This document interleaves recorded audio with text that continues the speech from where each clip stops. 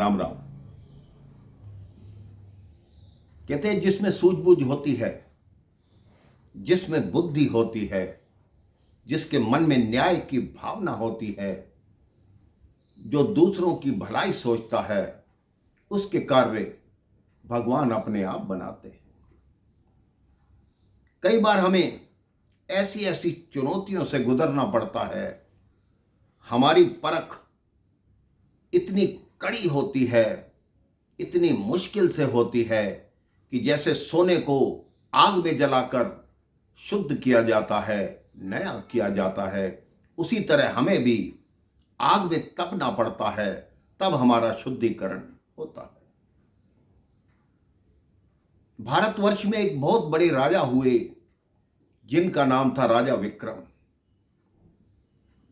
उनके सामने समस्या ये थी कि अपने पुत्रों में से किसको अपना उत्तराधिकारी बनाएं, किसको राजा बनाएं, क्योंकि उनके 100 पुत्र थे, जिसमें से कुछ बुद्धिमान और कुछ मूर्ख थे। उन्होंने कहा यदि मैंने किसी एक को राजा बना दिया तो बाकी भाई विद्रोह कर देंगे, युद्ध छिड़ जाएगा, मारकाट मच जाएगी। उन्होंने निर्णय किया कि मैं एक प्रतिस्पर्धा रखूंगा, जिसमें जो राजकुमार विजयी होगा उसी को राजा बनाऊंगा। सारी प्रजा को यह संदेश पहुंचाया गया कि कल सब राजमहल में पहुंचें, कल नए राजा का चयन होगा। सारी प्रजा राजमहल के प्रांगण में पहुंची। वहां उन्होंने देखा कि एक जगह पर भोजन की व्यवस्था कर रखी है, जहां 100 के 100 राजकुमारों के बैठने का कार्यक्रम है। 100 राजकुमार आए, राजा अपनी रानी के साथ आए। 100 के 100 राजकुमार उस स्थान पर चारों ओर बैठ गए जहां उनके आगे 100 थालियां भोजन की रखी हुई थी। राजा ने कहा आज उसका चयन होगा जो मुझे खाने का बिल्कुल सही स्वाद बताएगा कि कैसा बना है। सब एक दूसरे की तरफ देखने लगे और कहने लगे ये तो कितनी आसान प्रतिस्पर्धा है। जैसे ही वो भोजन की थाली पर बैठे, उसी समय वहां कई शिकारी कुत्ते भौंकते हुए आ गए।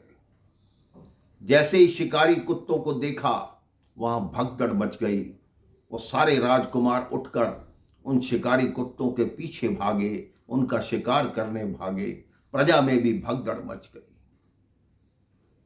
अब प्रजा सोचने लगी कि राजा ने ये कैसी प्रतिस्पर्धा रखी जो पूर्ण ही नहीं हो पाई।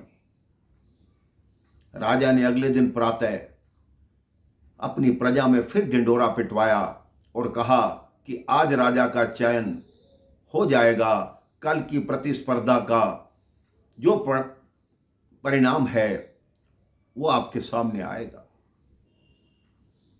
फिर महल लगा, दरबार लगा, सारी प्रजा आई। राजा ने सबसे बड़े राजकुमार से पूछा कि बताओ भोजन का स्वाद कैसा था।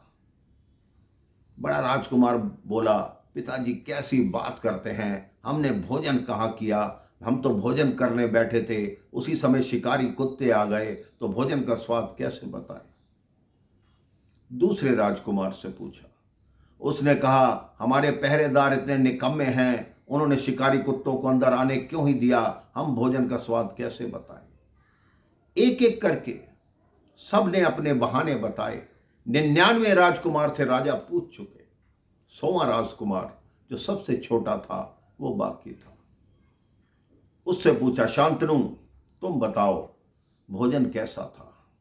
उसने कहा पिताजी भोजन बहुत स्वादिष्ट था, खासकर जो खीर बनी थी वो तो मैंने बहुत ज्यादा खाई, उसका स्वाद सबसे अच्छा था।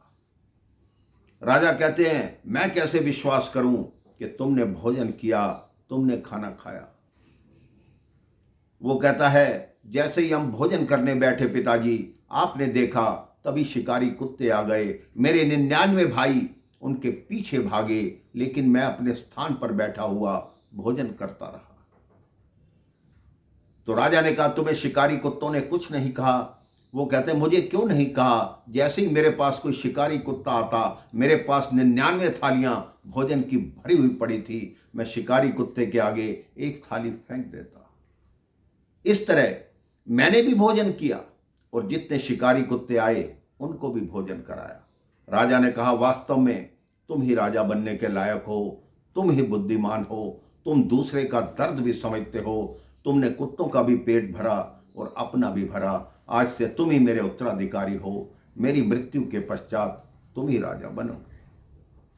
आप सोचिए, उस राजकुमार ने जरा सी बुद्धिमानी दिखाई, राजा की कसौटी पर खरा उतरा, राजा की परख पर खरा उतरा, तो उसे राज्य मिला। आप भी अपने मन को भगवान के चरणों में लगाइए, भगवान जो भी कसौटी करें उस पर पूर्ण उतरिए, आपका जीवन सफल होगा। राम राम, जय श्री राम।